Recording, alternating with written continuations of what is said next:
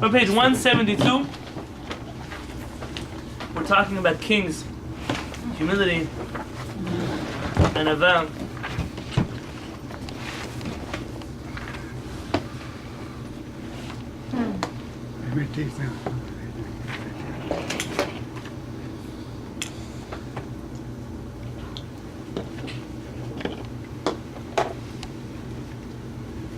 There was a quote I read today.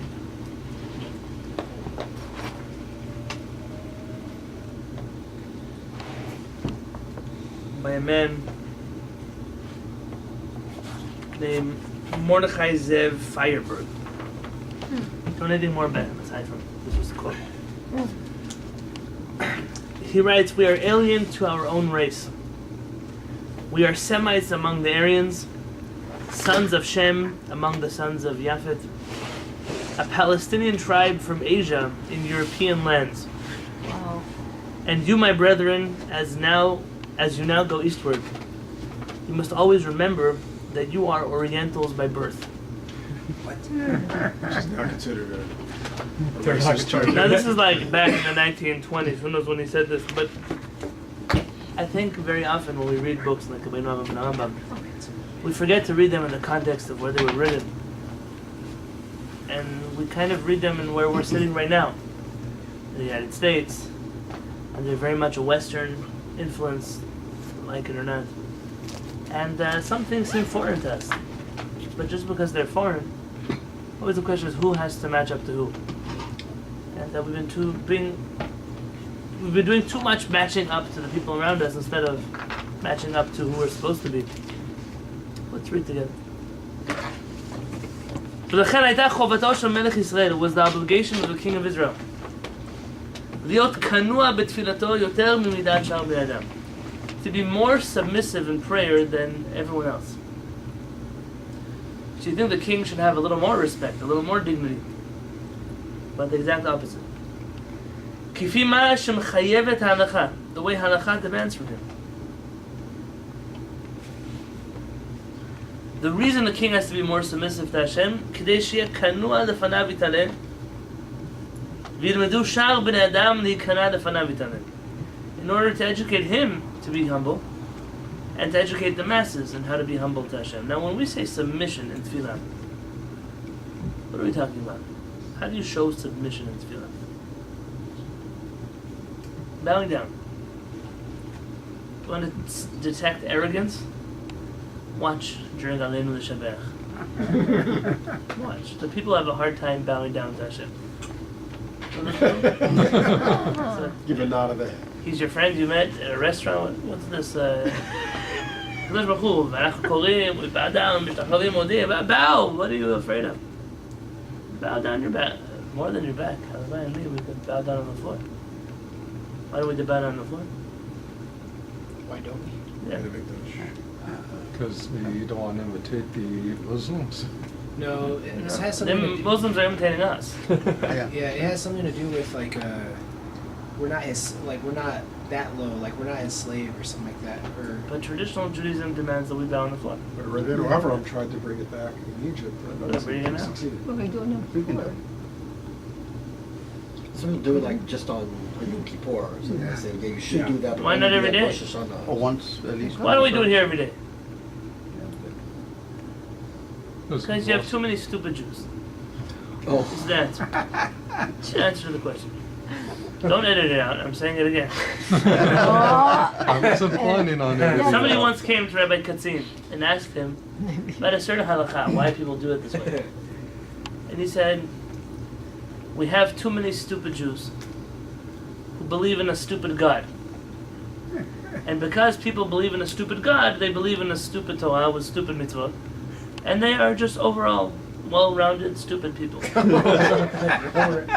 least they're well around. Rabbi Katzin is not known for his nuance. And this is true. We unfortunately, in my experiences of trying to bow down on the floor, I do this whenever I pray alone. So, whenever I'm not with other people, I bow down on the floor. They're halachot. You have to know how to bow down on the floor with, on what kind of surfaces, not on a hard surface. Okay, so. And once I was doing it somewhere, and somebody walked in on me. Oh my God, are you a Muslim? Somebody who knows me. What? Why? Because that's the knee-jerk Jewish reaction. Because Jews know so little about their faith. I'm talking about religious Jews. I don't have complaints about the people who are not religious. They don't know. Have so little knowledge about their faith that they can't detect when we've had our traditions stolen from us and when we're actually doing something we should be doing. They don't know. Sure, our rabbis decree that's a little bit of mikdash, bowing on the floor. I know these halachot. But the bottom line is Jewish tradition demands that we bow down on the floor. So how much more so in the Beit Mikdash? We had a king. Why on Yom Kippur you can do it? Why? What happened on Yom Kippur? That's when the 'Cause we're used Kohen to- Gadol went to the Beit Mikdash. I read so many. That's right. We're reading It's the same the Kohen alignment. comes, the whole people will fall on the floor. But we do so many things that we don't act out during Tefillah. It's not like Tefillah is a charades game where everything we're reading, we're doing. Why can't we just read this one like everything else? It talks about him offering sacrifices. We're not busy killing cows in the Knesset. It's an important thing to bow down on the floor. When Am Yisrael returns to this custom, we'll understand submission to Hashem. In fact, I think that our religion has a lot to learn from those who bow down to Hashem. Those in the Muslim faith don't have any fear to talk about submission to Hashem. Speak about that in any Jewish community and see what's going to happen to you. Submission to Hashem? We don't believe in that kind of God. We don't believe in a God that makes us bow down to Him. What kind of religion is that? What do you think we are? We're Muslims? Relax. But that's what's going to happen because we've allowed ourselves to believe in some God that we've created in our own image instead of a God that has created us in His image. Because the halakhic obligation who shekol adam that every person yichra 5 kriyot b'tefillah must bow down 5 times during tefillah. Whoa. 5 times. Well, do you think the Muslims made up 5 times a day in prayer? No. Again, we don't know who plagiarized from who. Is this the king? Are they talking about the king No, should do that, or no. just everybody? Everybody. That's halakha. Now we have 5 tefillot in our day. Each person. Yeah? Each person. 5 tefillot in our day. What are the 5 tefillot? Shachrit, Mincha, Arvit, Shema by the bedtime, Lunch. and Tikkun Chazot. Very good. What? We have 5 prayers a day that a Jew must pray. Last one? Tikkun Chazot, the midnight prayer. Oh. Or another prayer we don't say anymore. Incredible thing. But inside of the tefillah, we bow down 5 times. In the footnote, they'll explain it to you. The Rambam in Hilchot Tefillah lists 5 points where kriyah is required. At the beginning and end of the first blessings, at the beginning and end of the 18th blessing, and at the very end of the prayer, the last time. He's talking about Amidah. Oseh Shalom. Correct. But you would bow down during Amidah on the floor? Second. Of course. They say Rabbi Akiva, when he would pray the Amidah, he would start his prayer on one side of the room, and he would finish his prayer on the other side of the room because he bowed down so much. This is the minimum amount of times a person must bow down during tefillah. Definitely make a bigger shul. ומלך ישראל יהיה קורע בכל התפילה. The king of Israel had to prostrate himself the whole tefillah. מקריאה ראשונה עד שיסיים כל תפילתו. From the first bowing, he would bow down until the end of tefillah. He wouldn't get up. Even for Shema. No, Oh, Amidah. after Tefillah is Amidah. Because he has to show more humility than everybody else. So whereas you could stand up in the middle of the tefillah, the king was not allowed to. וראיה לחיוב דבר זה מתפילת שלמה. And the proof to this matter that the king bows is from the prayer of Shlomo. שנאמר בסופה, it says at the end of Melachim. No, not the end of Melachim, at the end of the tefillah of Shlomo. ויהי ככלות שלמה להתפלל. When Shlomo finished praying, קם מלפני מזבח אדוני. מקרוע על ברכיו. He stood up from in front of the altar of Hashem, where he was bowing down on his knees. מלמד שהיה קורע על ברכיו כל שעת תפילה. It shows you that he was on his knees the whole tefillah.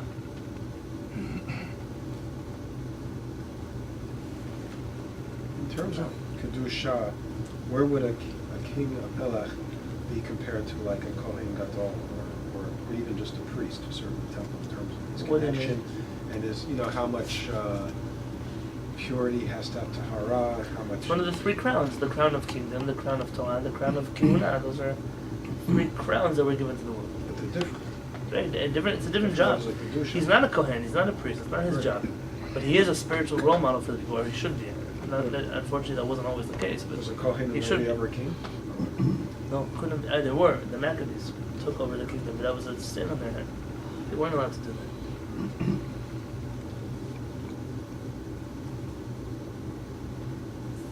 Melamed she'koreh berkav kol shעת tefillah teaches you that he was bowing on his knees the whole tefillah. And listen very carefully to the words Rabbeinu Avraham says, because so many Jews are told, well, maybe you should speak a little more politically correct. Maybe you should have this. Maybe you should have that.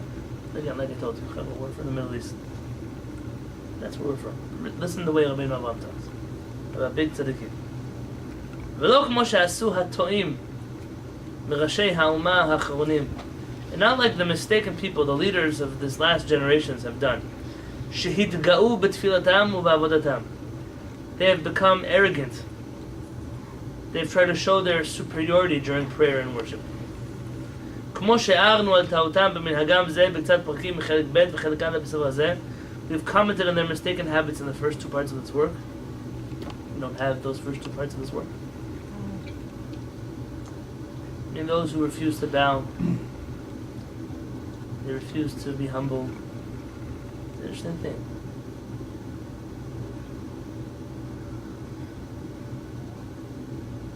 It makes you question where it is the rabbi sits in the room. I'm talking with myself. In front of the room. Some places he's like on a, Yeah. I don't know, it's not even a stage, it's like a raised platform. I don't know how to eyes. explain it, but he says like Gazebo. Along it's with very the president. interesting. The president, correct. Why the president sits with the rabbi, tell me? Why the president? Yeah. Because of money. It's chanfanut, it's their false flattery. There's no good reason why listen, if you believe the rabbi should be put on some kind of pedestal. I'm not saying you should, if you believe this, then why should the president sit there? He's not anybody you're supposed to look up to. I mean, most presidents that I know are not anybody you should be looking up to. President of Not in the United States. No, he should sit up front with the rabbi. like The president of the synagogue. Basically the guy who makes the rabbi's life miserable. That's his job They description. usually sit next to the Well, Sure. rabbi. Yeah. The president said it the other way. The rabbi makes the president. Very good. Depends where you are, it's true. So, I mean, there's different points of view. Very good. Depends where you are. Yes, depends what kind of synagogue you're in. Yeah. You got a good shul when the president, after his term, stays in the community. Yeah, that's right. And the conservatives, the rabbi and the president face the congregation away from where the Torah's behind. Well, that's when they lead services. Yeah. I face the congregation too. There's a lot of halakhic problems there, you know. There's a lot, or there's not? There are a lot of halakhic problems. I'll face the community. So, Bro, when I pray that way. That's true. When everyone else is praying this way, I also pray that way. But for another class. אבל יודע אתה מה שאמר דוד בנבואתו לפניו יתעלה. You should know what David HaMelech says in front of Hashem in his humility. לפני אדוני אשר בחר בי. I rejoice before Hashem who chose me. ושיחקתי לפני Hashem. And I would even lessen my honor. ונקלותי עוד מזעות והייתי שפל בעיניי. I will lessen my honor even more and be unimportant in my eyes.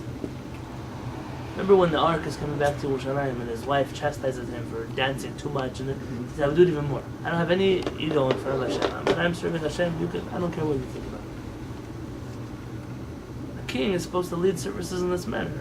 When you look at him, you should say, look, if the king is on the floor bowing the whole time, then where should I be? He's the king. To clarify my points about the presidents, I don't know who invented the model of the Western synagogue. I'm not sure. I don't know who did it. I don't know when it happened. I'm not sure. I'm sure there's someone who knows the history and how many years it's been running that way. In every Beit Knesset, it's good to have people who are not spiritual leadership managing the Beit Knesset. It's a good thing. Because it's not a good thing when those lines blur, and then the rabbi becomes the businessman, and then it's all about money and finances, and he cares. This is a problem. It's a problem. The flip side, though, where the president thinks he's the rabbi, or the sisterhood director thinks she's the rabbi, and then all of a sudden, everything that is the rabbi's jurisdiction becomes negotiable. The rabbi decides he wants a mechitza to be a certain way. He wants kashrut standards to be a certain way. He wants services to be a certain style. He wants, and make the list. Who has the right to then step in and challenge those decisions? Now, if you're in a synagogue where there is someone who has that right, then you should leave that synagogue. It's not important. Halakha is not a democracy. What do I mean? When you choose a rabbi, don't choose a dictator. That's important. You can't choose somebody who the community is not going to be able to follow. But once the community has chosen someone to follow, it's extremely unhealthy for the community to challenge the rabbi on the things that he has jurisdiction on, not on the things he doesn't have jurisdiction on. We had a conversation recently here at the Knesset about the garbage can going this way or that way. And someone had a good point. And when asked me, I said, listen, I don't get involved in these things. If you want to do it, do it. And look, it works. Baruch Hashem. He didn't finish. It says in the garbage can not to take off the lid, but still every day somebody's taking off the lid from the garbage can. I don't know who that is. But again, I'm not going to get involved in this because I don't think it's my jurisdiction to exert my authority on matters of the garbage can in the kitchen. But I wouldn't expect it the other way. If someone brings something to the kiddush and it's not kosher, and then I said we can't serve it at the kiddush, well, I'm going to talk to the president about this. And the president calls the rabbi in. Well, what do you mean? What kind of kashrut standards are you trying to impose on their community? It's not the president's job to have that kind of conversation. But you know how many synagogues have such presidents? That kind of president shouldn't be sitting in the front of any room. Everybody should know their job. It's okay. Everyone has roles. Everyone has places.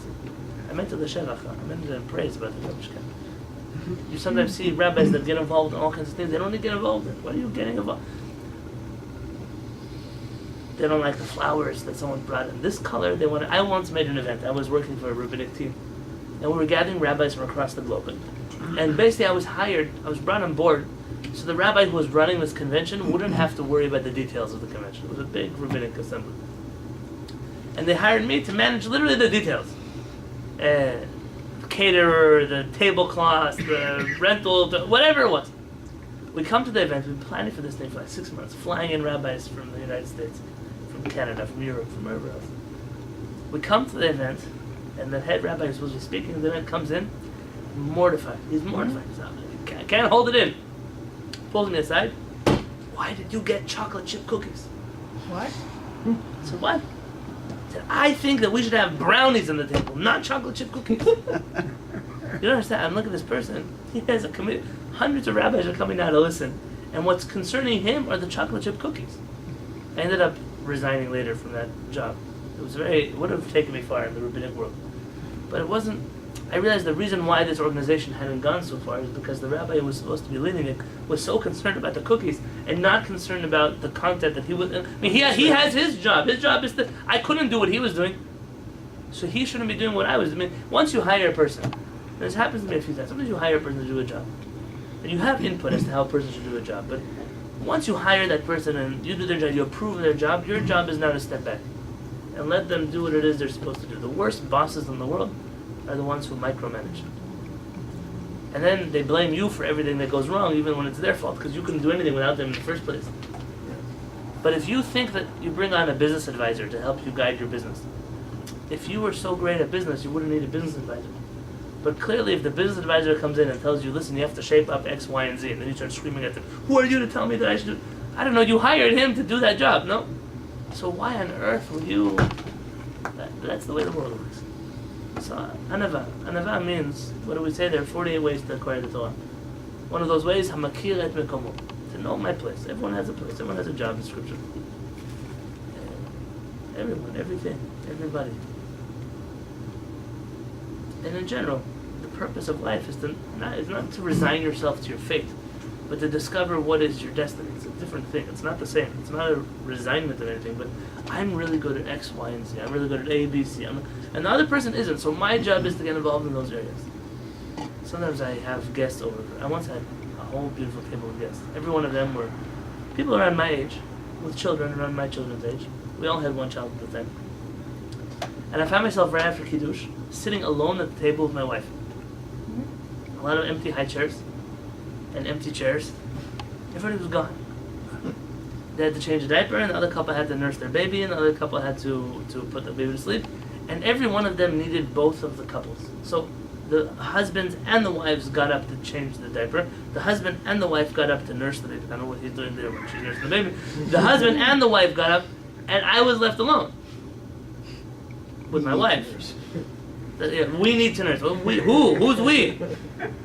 And I'm not mocking this kind of relationship. It works for people that it works for people. But if my wife and I were busy doing all the same things at home, we'd be stepping on each other's toes all day long. The whole day we were doing the same things. We have different things that we do. Decided by us what it is that I do and what it is that she does. Okay, it doesn't. But if we were both doing the same thing, if two people are running, even the chief rabbis of Israel, the Sephardic chief rabbi and the Ashkenazi chief rabbi, don't have the same job description. Because if they both had the same job description, they'd be fighting about everything. The Sephardic chief rabbi is in charge of all the rabbinic courts, the Batei Din, all the things that have to do with deciding halakha for the state of Israel.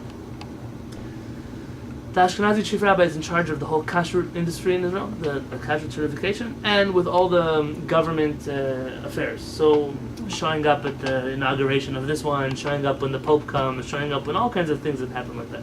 Because if both of them had to be doing the same thing all the time, then they would never be able to do anything.